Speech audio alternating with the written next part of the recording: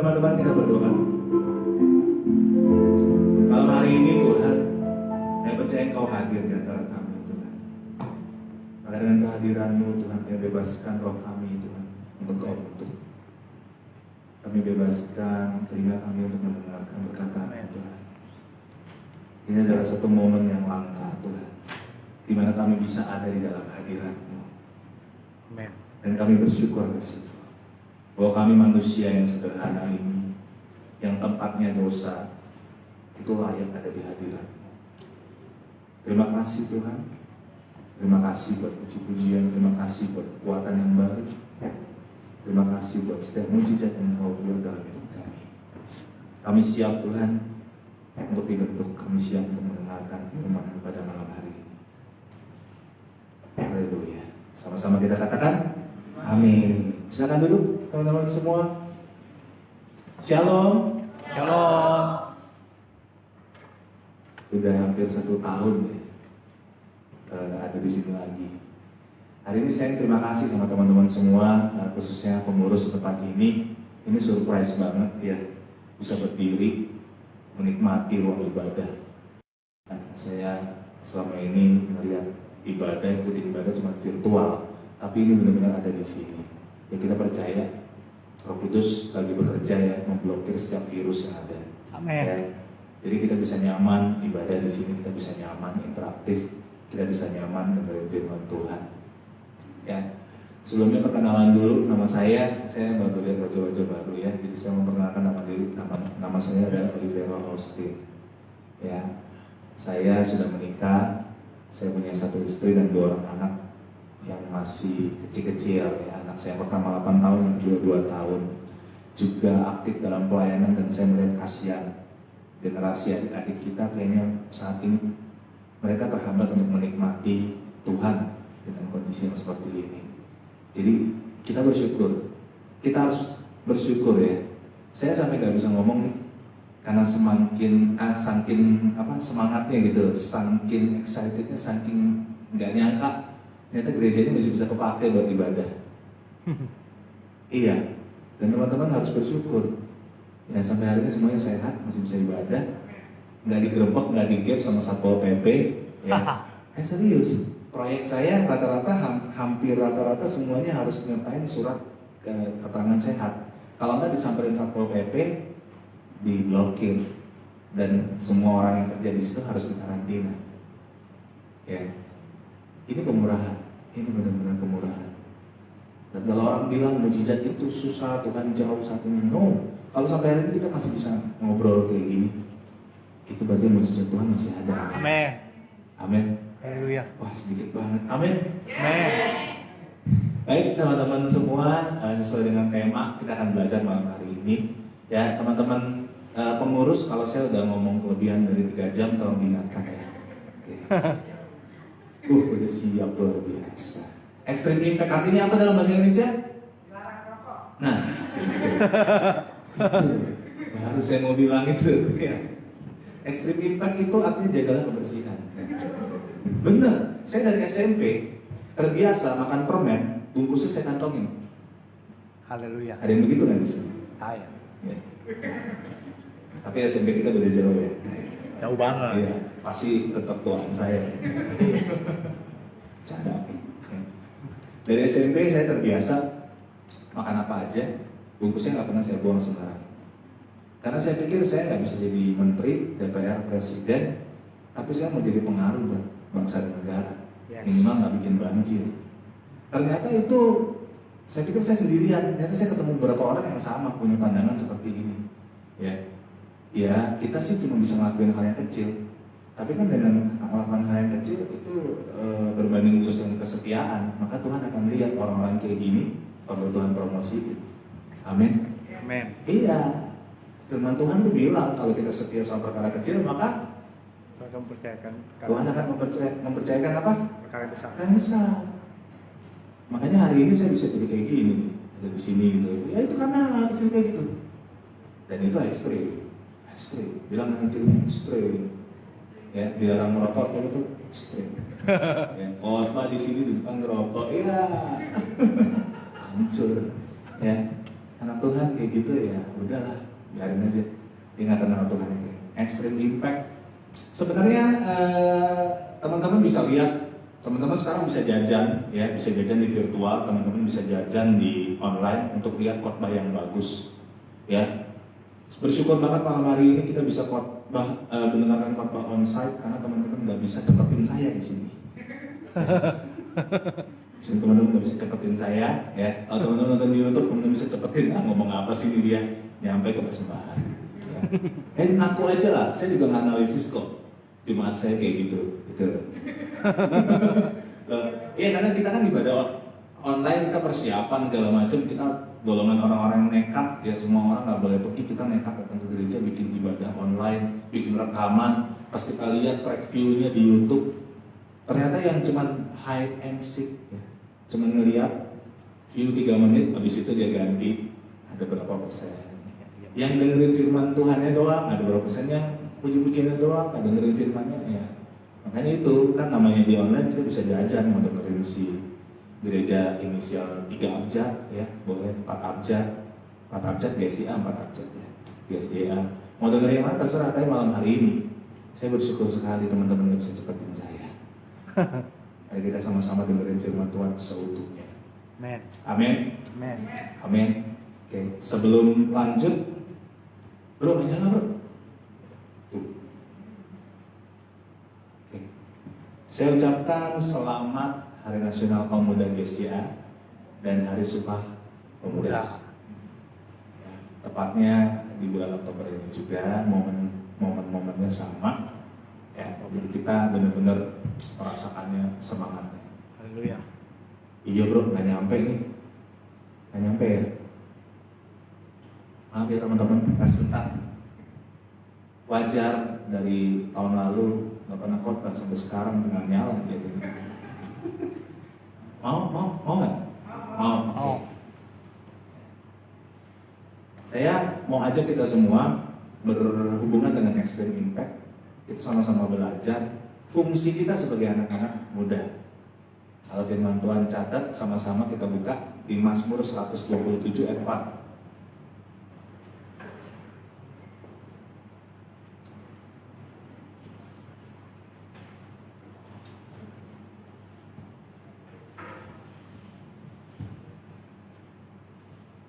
Udah ketemu bilang asik? Belum semua ya. Padahal di depan ada loh, tinggal bilang asik. Yuk baca sama-sama, 1, 2, 3. Seperti anak-anak panah di tangan pahlawan, demikianlah anak-anak pada masa mudanya. Kita mau belajar 3 hal ya dari Mazmur 127 ayat 4. Dan biarlah ini sama-sama menjadi rema dalam hidup kita.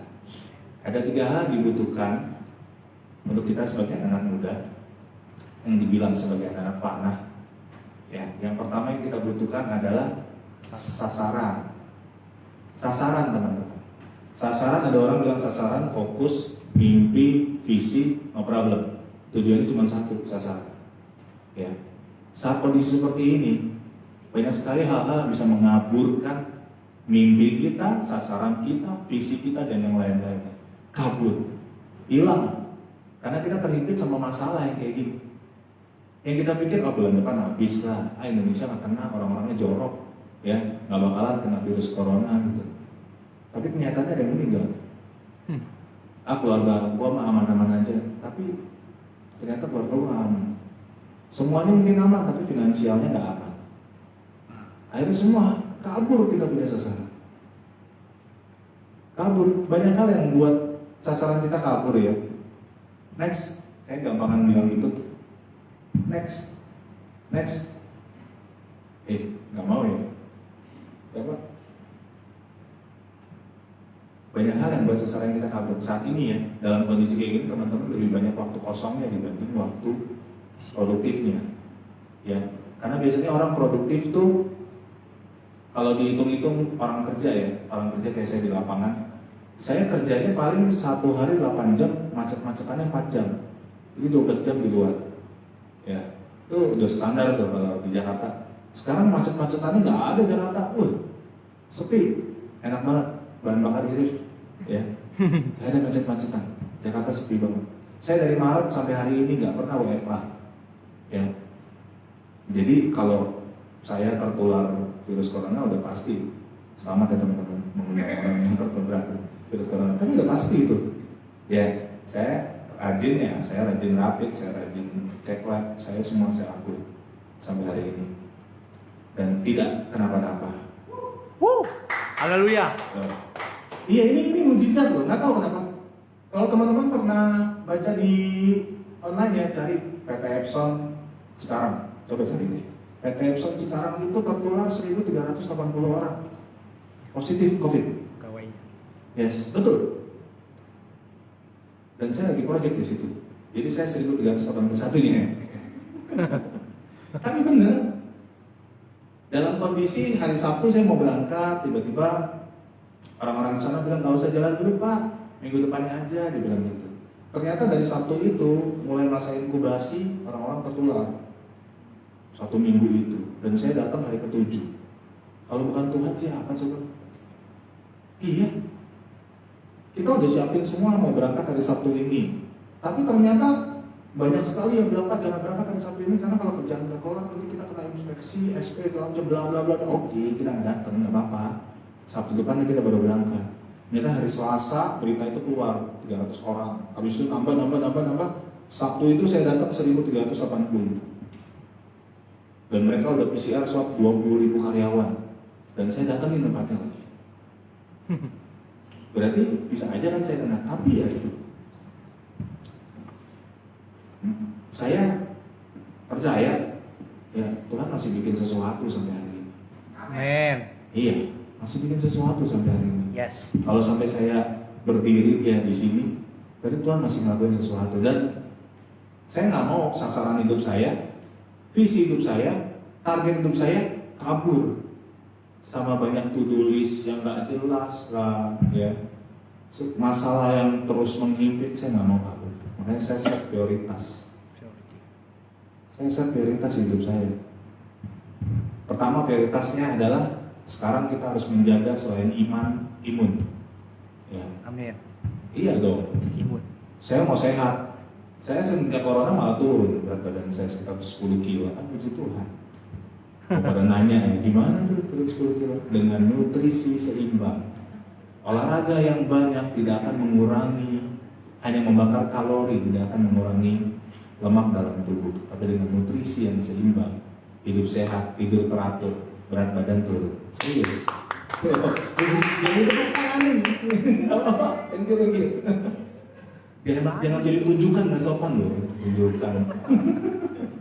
Tapi saya turun 10 kilo. Ya, puji Tuhan. Yang kedua, masalah kita sering kabur sasaran kita, visi kita dalam hidup kita adalah kita nggak punya manajemen waktu yang benar. Iya, semakin bertambahnya kita usia kita, semakin kita jadi anak muda nih ya, kita harus punya manajemen waktu yang benar.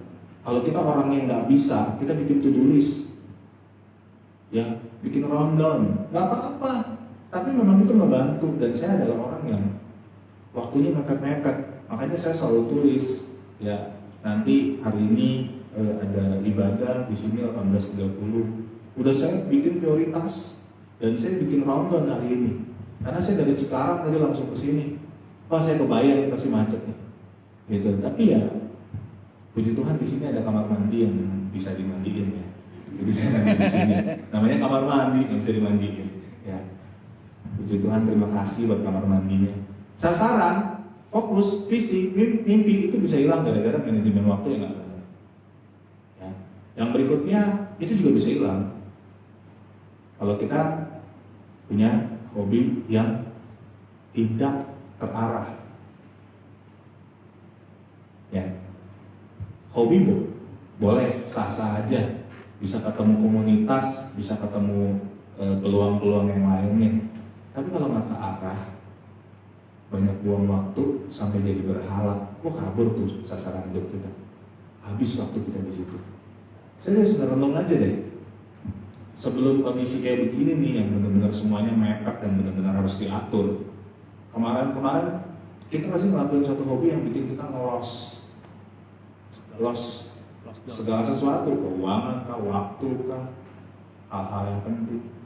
Setelah saya jajar-jajarin Stonebox efek gitar saya di rumah, saya mulai berpikir satu Vario kebeli ini. Iya, setelah gue jajar-jajarin, gue udah punya delay, ngapain gue beli delay? Nah ini double nih, overdrive ada 4 gitu. Iya, ya mulai mikir. Dari kemarin jajan banget nih gitu. Ya, untung istri nggak tahu ya. Mainannya laki-laki ya. Ya, pas dihitung-hitung astaga banyak ya. Akhirnya saya rangkai dari satu, saya taruh di gereja buat ibadah online, saya pinjemin ke teman-teman daripada nggak kepake, rusak malah. Itu. Tapi ya itu, tadinya hobi. Tapi lama-kelamaan saya mikir, wah ini nggak bener nih. Kebanyakan. Maksudnya saya mulai kabur sasaran kita sebenarnya apa yang saya cari gitu loh. Akhirnya saya cuma ngejar enaknya, bagusnya, mereknya lah, harganya, dan segala macam kayak gitu. Teman-teman, tolong kalau punya hobi boleh, tapi jangan sampai hobi itu menghancurkan mimpi, sasaran, visi dalam hidup teman-teman. Amin. Amin. Sedikit ya. Puji Tuhan semua di sini hobinya aman-aman saja. Oke. Yang berikutnya kalau bicara tentang sasaran adalah 5 people can save your life. Artinya apa? 5 orang. Jangan buang sampah sembarangan. lagi. 5 orang dapat menyelamatkan hidupmu.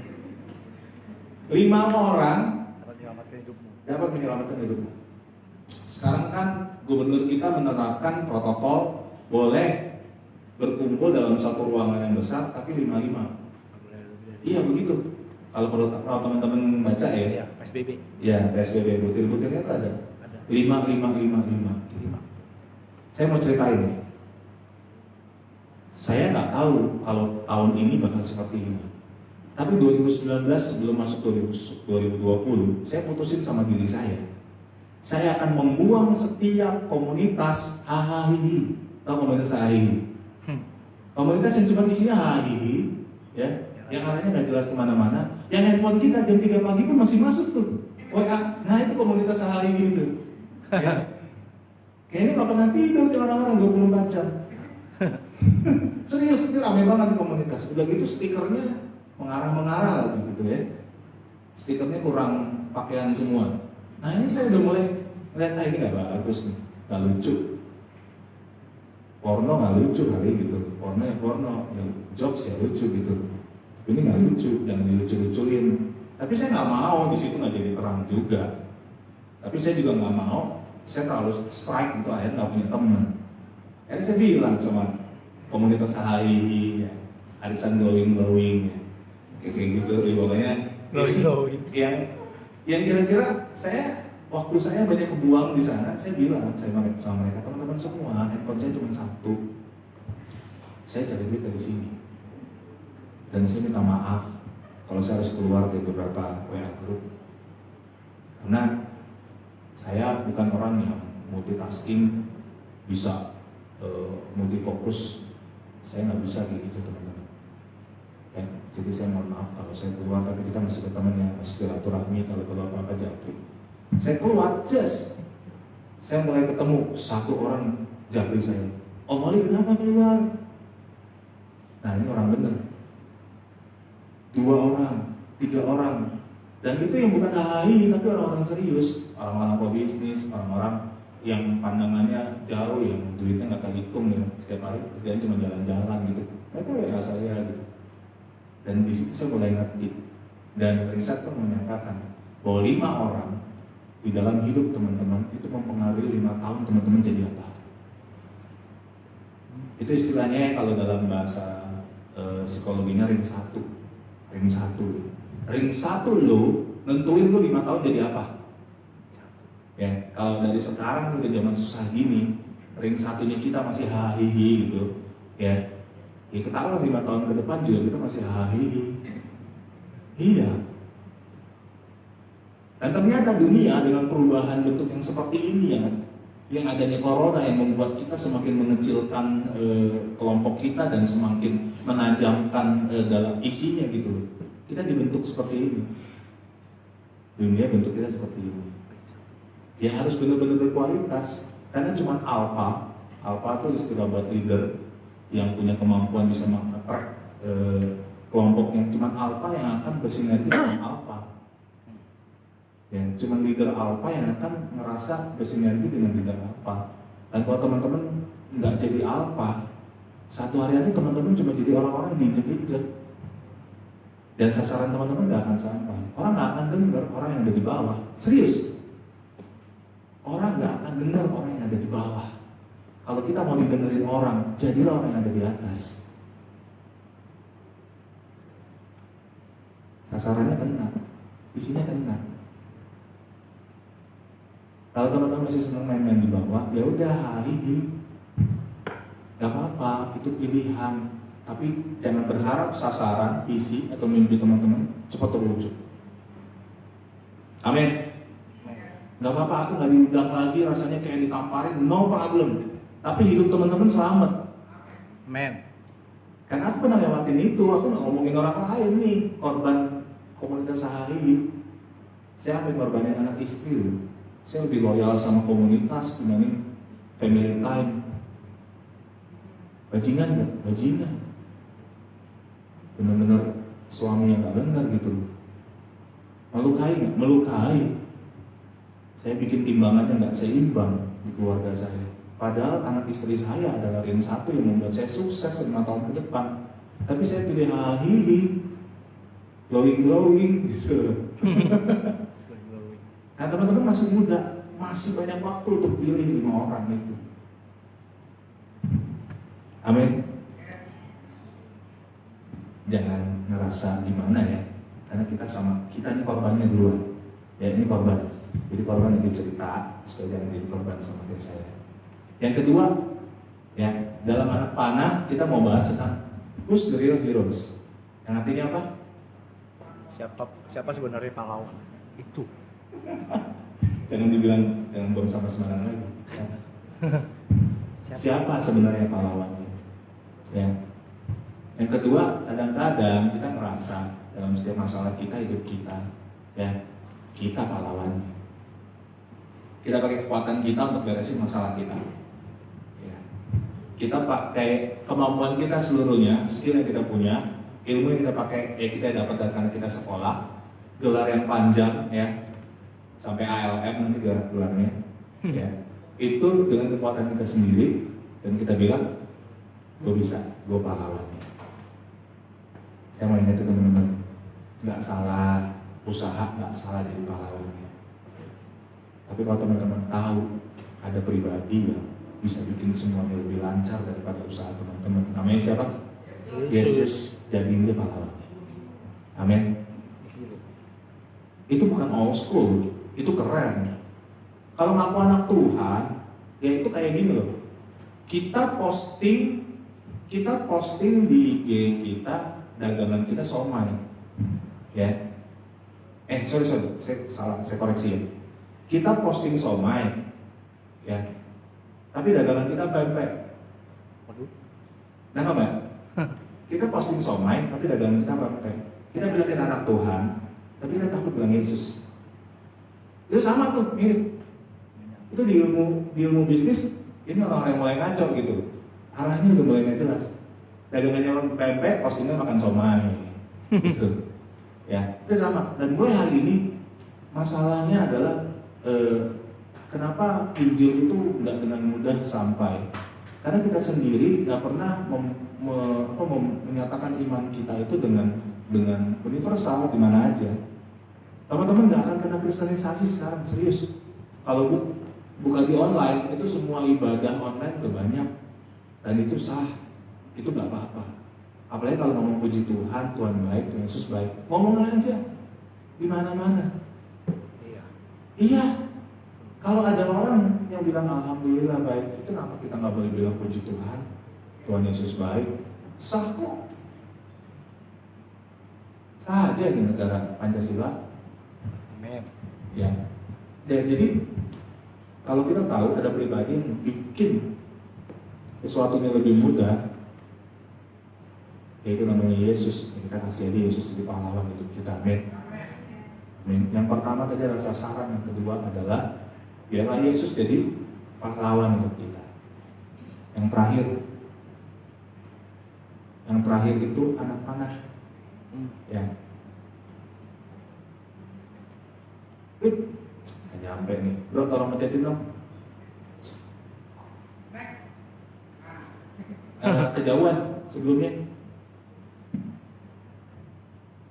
Nggak bisa ya?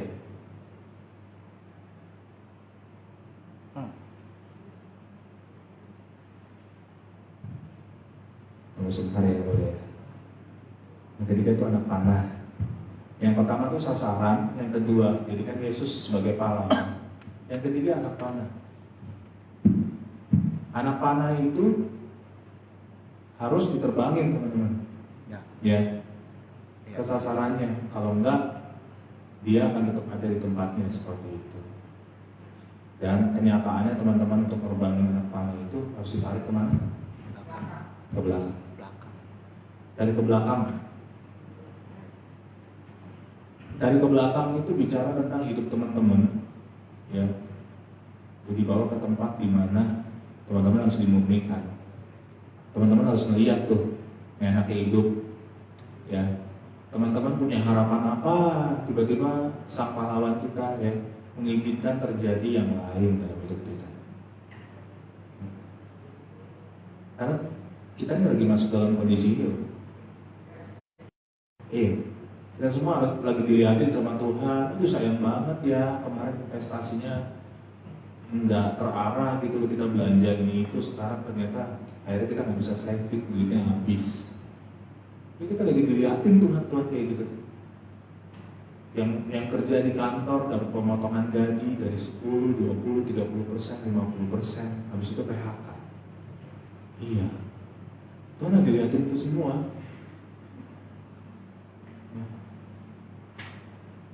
Dalam kondisi kayak gini gimana Tuhan dapat pasangan? Ya bisa aja, kenapa enggak? Gitu, nggak ada hubungannya kali. Bisa. Pasangan sama corona ya kan? Iya nggak ada hubungannya. Betul, nggak ada hubungannya. Tapi ini kondisi kita lagi ditarik ke belakang. Tarik ke belakang, dimana kita terus melihat segala sesuatunya, dan itu bagus tuh buat modal kita semua bisa melihat. Ya, karena kalau sampai kita nggak bisa lihat, berarti kita udah salah jalan, udah salah ngelangkah, udah gak jelas kemana. Cuman saya mau kasih tahu, good newsnya adalah teman-teman semua, dari ke belakang itu nggak lama, cuman sementara kok. Nah, karena tali busur itu ada batasnya, yang nggak mungkin terus dia akan berhenti di satu titik, dan saat berhenti itulah teman-teman terbangin sambil sasaran. Itu terjadi sesuatu yang selama ini teman-teman nantikan, dan itu impact-nya nggak biasa. Nggak biasa berarti ekstrim, namanya ekstrim. Ya inilah anak panah, dan teman-teman Jadi Kempot. anak panah. Jadi Kempot. Kalau dengar sobat ambiar, tahu siapa? Jadi Kempot. Didi Kempot. Godfather of Broken Heart. Wis, tambahin lagi. The Godfather of Broken Heart. Ya. Cendol dawet. Mainkan tuh. Ya, jiwa koplonya keluar. Ya. Teman-teman tahu orang ini? Tahu ya? Tahu. Sebelum meninggal apa yang dia lakuin, teman-teman tahu nggak? Nggak tahu, saya ceritain. Iya. Dia datang ke Kompas TV, Ibu Ruli, saya lupa namanya ibu siapa. Dia datang ke Kompas TV, dia telepon, Mbak, Bu, saya mau bikin konser amal dari rumah. Oh iya, boleh. Kata, Mas Didi mau nyanyi berapa? Mas Didi mau nyanyi berapa jam? Ya bebas, berapa jam aja. Saya mau nyanyi 10 lagu, 12 lagu, 14 lagu. Dan semua donasi yang terkumpul saya mau kasih kepada setiap orang-orang terdampak COVID-19. Ya, jadilah konser itu 18 April kalau nggak salah. 18 April itu konser amal dari rumah. Didi nyanyi di rumah, depannya kamera kayak gini nih, ya, untuk live streaming langsung broadcasting ke Kompas TV, terus dia siarin. Tuh.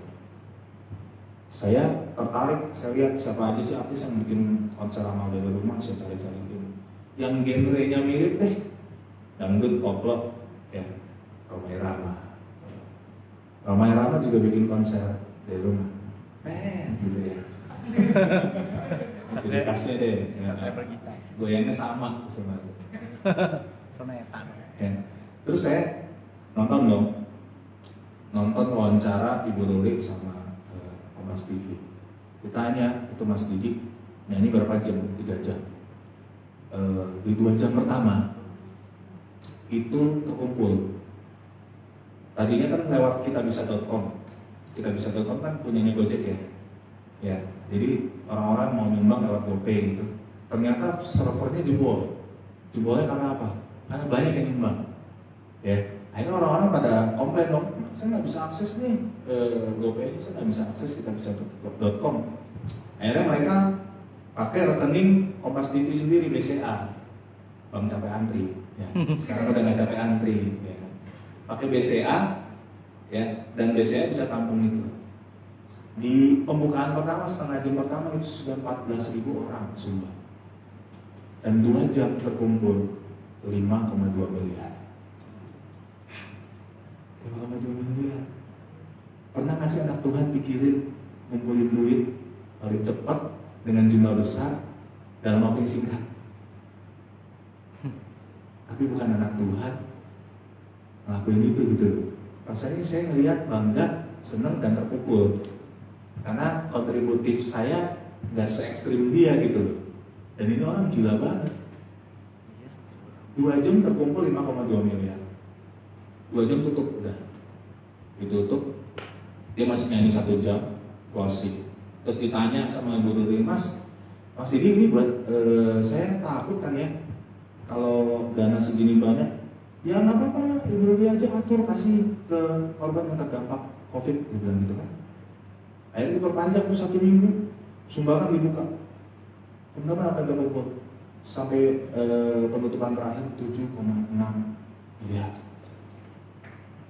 Jangan ditepokin, keren aja ya. Yesusnya belum disebut ya. Jangan ditepokin. Ya. 7,6 miliar dalam beberapa hari, 7,6 miliar.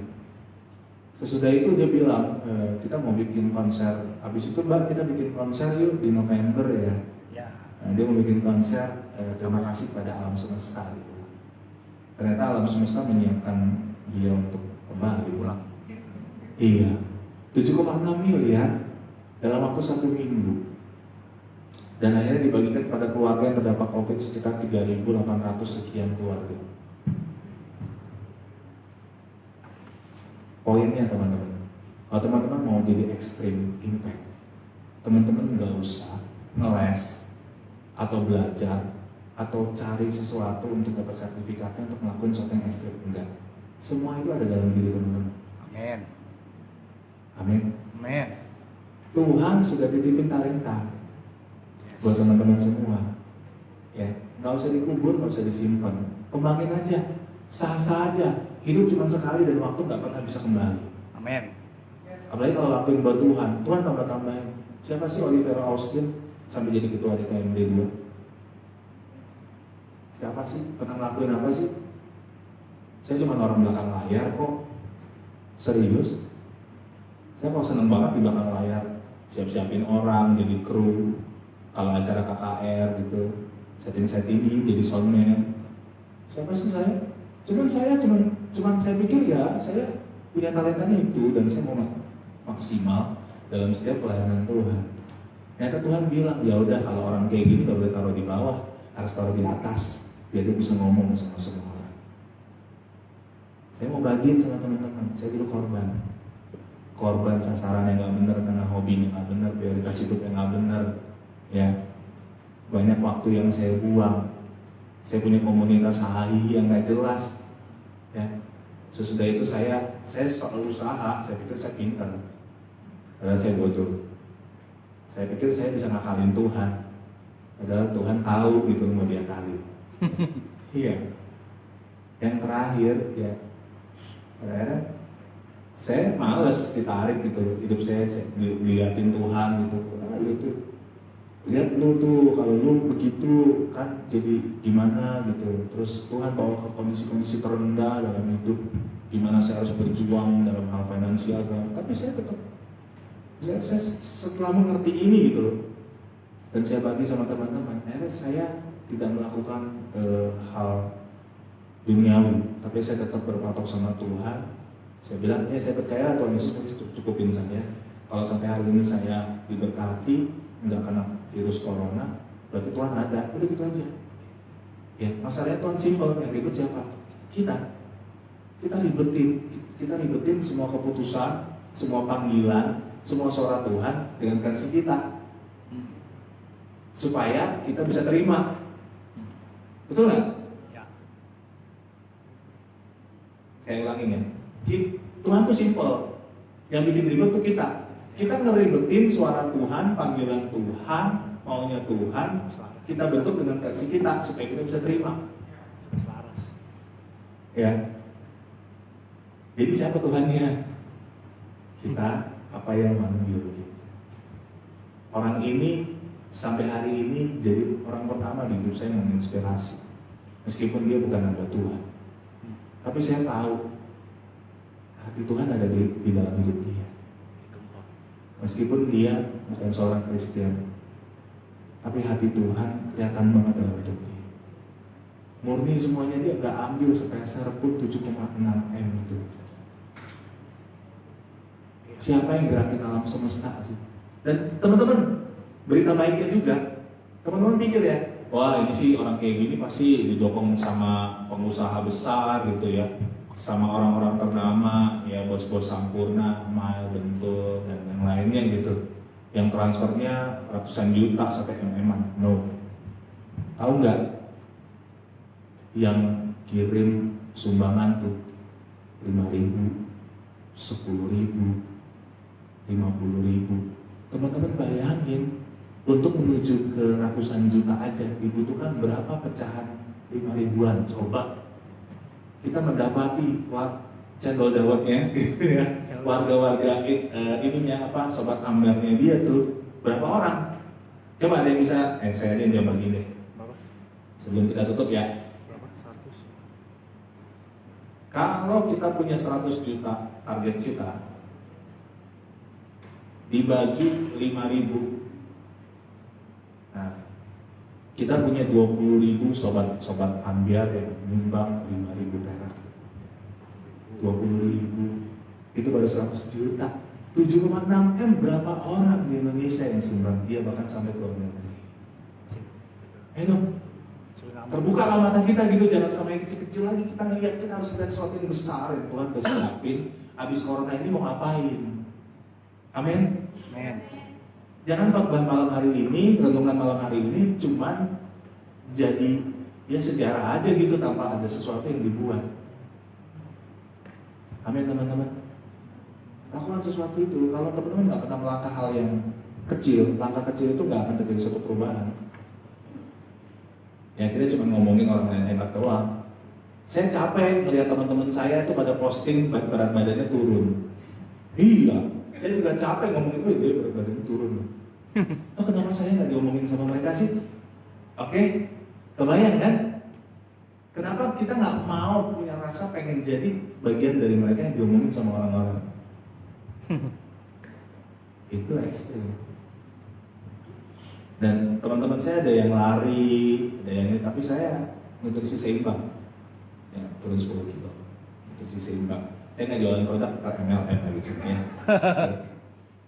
Tapi saya mau bilang sebelum saya tutup, teman-teman semua, balik lagi, yang ada di teman-teman apa sih? Yang ada di tangan teman-teman apa sih? Yang ada di dalam hidup teman-teman apa sih? Itu talenta yang Tuhan kasih. Amin. Amin. Terus jangan ragu-ragu keluarin. Jangan ragu-ragu untuk tampil bersinar. Amen. Karena anak Tuhan itu sudah ditakdirkan mempesona, nggak pernah tebar pesona. Amin. Amin. Amin. Ya, dan kalau ada kesempatan itu datang, jangan takut untuk ambil gitu loh. Teman-teman pasti lihat deh, kalau ada hamba Tuhan bilang, kalau ada hamba Tuhan bilang, sebelum saya tutup ya, ada hamba Tuhan bilang kayak gini, kalau saya dulu dapat visi, itu bingung, saya nggak bisa tidur, nggak bisa makan, ya. Habis itu saya ngerasa harus melakukan visi itu. Saya pastikan hamba Tuhan itu pasti hamba Tuhan yang generasi di atas 40 tahun ke atas. Oldies. Kenapa saya bilang kayak gitu? Karena mentornya dia yang umur 60 ngomong kayak gitu sama dia. Iya dong. Mentor dia umur 60 ngomong sama dia, lu tahu nggak? Om kalau dapat visi dari Tuhan, nggak bisa tidur, nggak bisa makan. Om harus ngelakuin itu. Di zaman itu dia ngomong, dan selama 40 tahun lebih dia hidup, dia menghidupi itu. Teman-teman malam ini dapat firman Tuhan, bingung. No. Musa waktu Tuhan kasih visi, apa yang Musa lakuin? Bingung.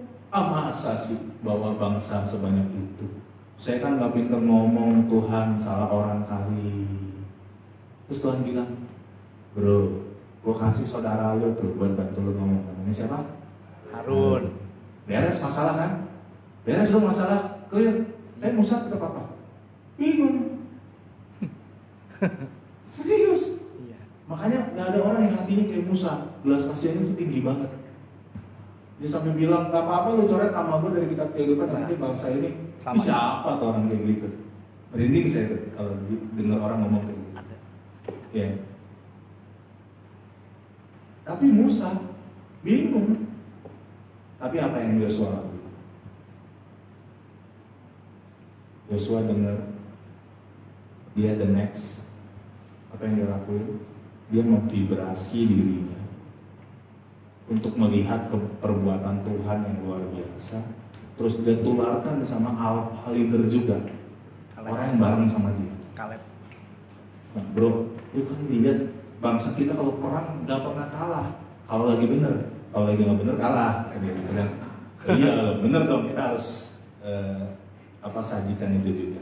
Jangan membohongi jemaat, ya. Terus, tapi lu lihat nggak, Tuhan tuh selalu bela kita. Masa kali ini Tuhan gak bela kita sih? Ini anak muda dapat visi Tuhan. Apa yang mereka lakukan? Memvibrasi dirinya. Gue bisa, lu bisa. Pilih orang, atur barisan. Ini saya simpelin ya, teman-teman anak muda. Kalau dapat visinya Tuhan, malam hari ini Tuhan bicara sama teman-teman. Teman-teman langsung bilang, Tuhan gue mesti ngapain? Gue siap. Lu mau suruh gue ngapain nih? Habis ini gue siap. Serius. Dan visi itu akan hidup. Pelan-pelan tuh stepnya ya. Kalau teman-teman udah vibrasi diri sendiri, gue siap tuh.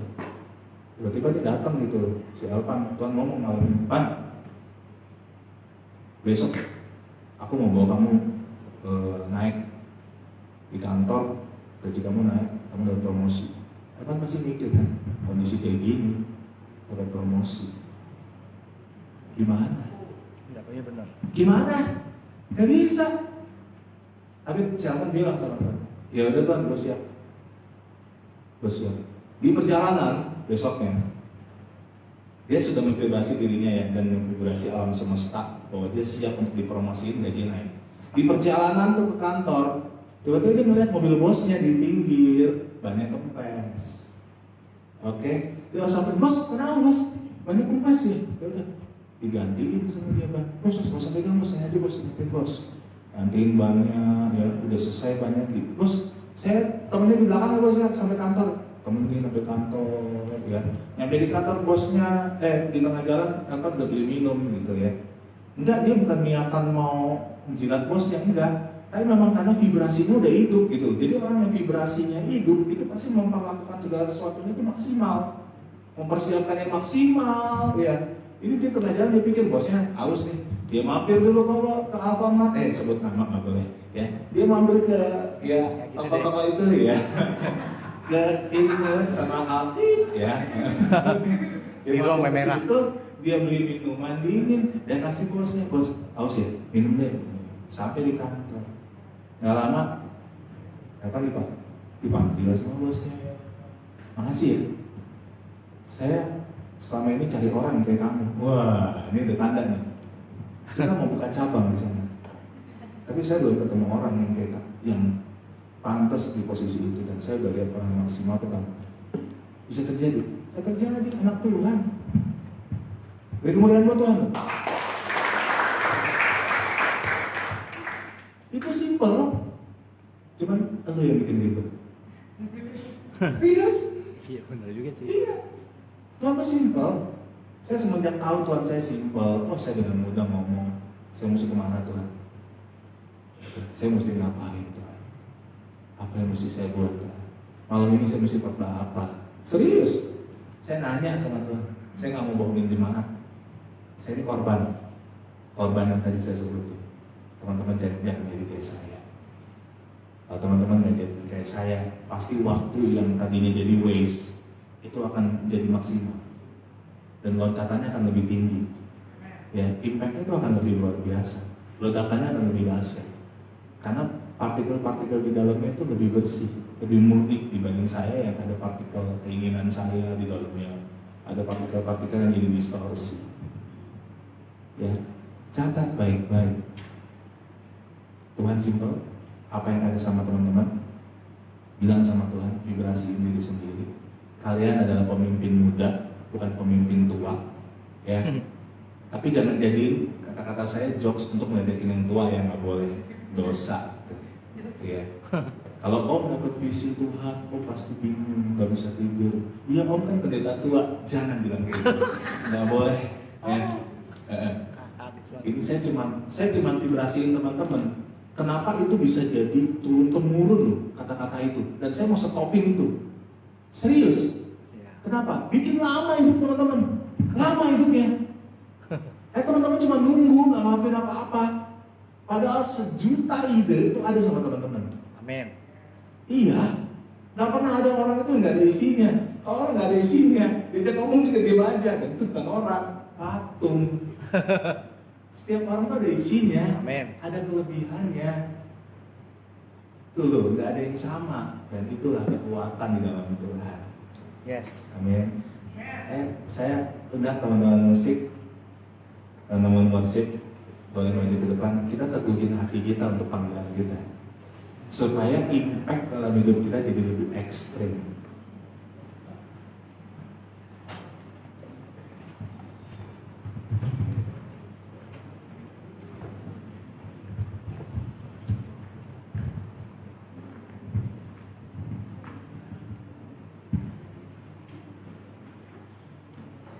Yang malam hari ini ngerasa digaplokin boleh angkat tangan, ya.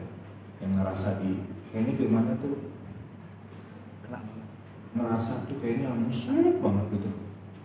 Gak apa-apa, itu berarti teman-teman masih punya hati nurani, ya. Iya. Karena teman-teman nggak punya slider di sini untuk cepetin saya, oke? Ya. Saya mau teman-teman terima, enak gak enak ini semua sudah berhasil laluin, dan teman-teman jangan melalui.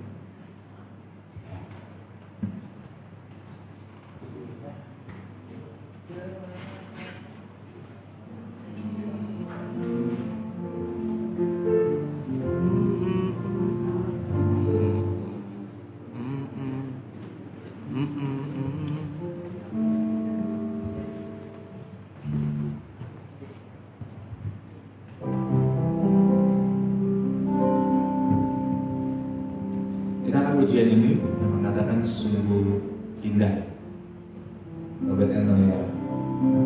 Biar kita teguhin malam hari ini apa yang kita dengar dan Tuhan mau sampaikan, ya kita diteguhin sama Tuhan. Karena saya tahu semua, termasuk saya, ini benar-benar di ambang kegalauan yang kita tinggi, mau ngapain bingung. Tapi kalau hari ini kita masih bisa menikmati hadirat Tuhan. Jadi Tuhan mau ngomong sama kita. Iya, Tuhan mau ngomong sama kita, dan biarin kita buka hati kita buka bumi kita. Oke, Tuhan mau ngomong apa? Ya. Mari kita semua bangkit berdiri.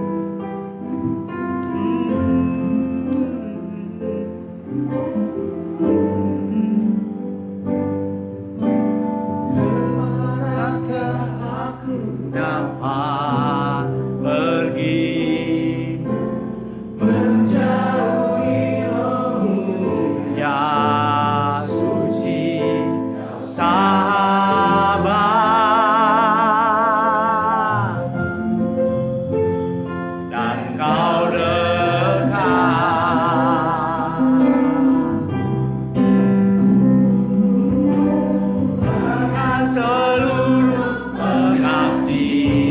impianku bisa membalas kesetiaanmu, sungguh mulia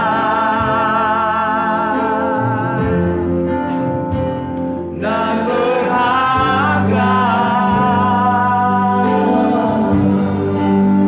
Sungguh besar pengorbananmu bagiku,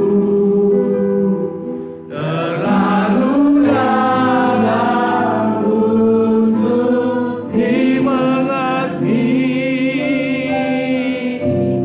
Sungguh besar,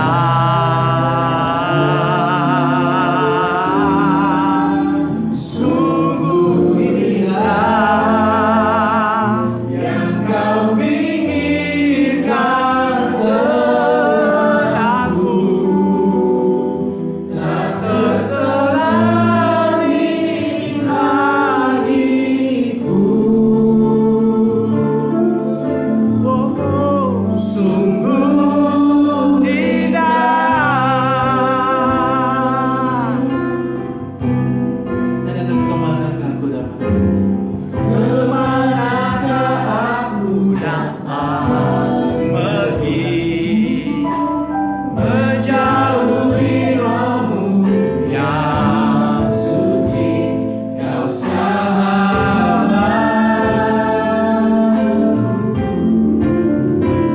dan kau dekat.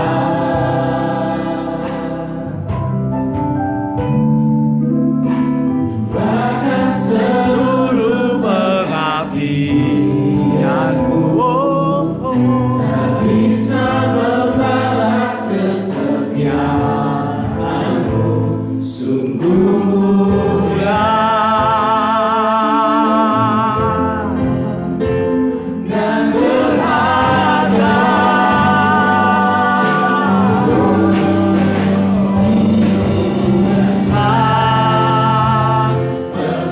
Pengorbananmu bagiku, terlalu dalam untuk dimengerti. Sungguh besar,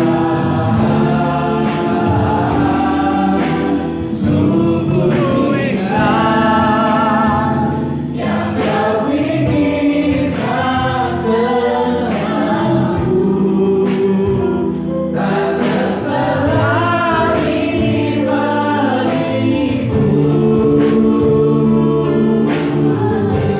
Sungguh indah. Biar musik saya. Malam hari ini Tuhan, kami semua berdiri di hadirat-Mu Tuhan. Amin. Kami mengangkat tangan kami, tanda kami berserah kepadamu Tuhan. Kami sedang diambang-ambang kekhawatiran dalam hidup kami pada malam hari ini Tuhan. Dan kami butuhkan Engkau Tuhan untuk berbicara secara pribadi kepada kami Tuhan. Kami buka hati kami buka telinga kami untuk mendengarkan Engkau bicara Tuhan. Kalau sampai hari ini Tuhan, kami masih sehat dan hadirat-Mu masih kami rasakan. Betapa kami merasakan Engkau mengasihi kami lebih dari apapun Tuhan. Dan itu bisa membuktikan kepada dunia ini Tuhan, oh Yesus Kristus Tuhan yang kami sembah sanggup menjagai kami sampai dengan hari ini. Dan itu membuktikan kami sebagai kesaksian-kesaksian yang hidup Tuhan. Dan mulai malam hari ini Tuhan, kita mau belajar jadi anak-anak Tuhan yang mengembangkan setiap talenta yang kita punya. Dan anak Tuhan yang mengembangkan setiap hal-hal yang baik yang Tuhan berikan dalam hidup kita untuk berbagi bagi orang lain. Karena dari hal-hal kecil Tuhan akan tambahkan, Tuhan akan tambahkan, Tuhan akan tambahkan menjadi besar dan luar biasa dan menjadi extreme impact. Dimulai dari diri kita, vibrasikan Tuhan bicara Tuhan. Tuhan bicara Tuhan.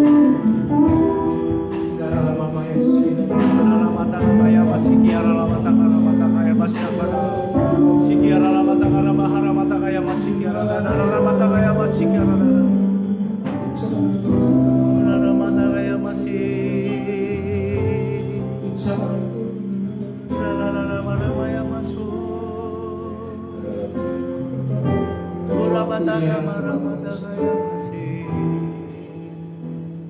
bisa lakuin ini sendiri.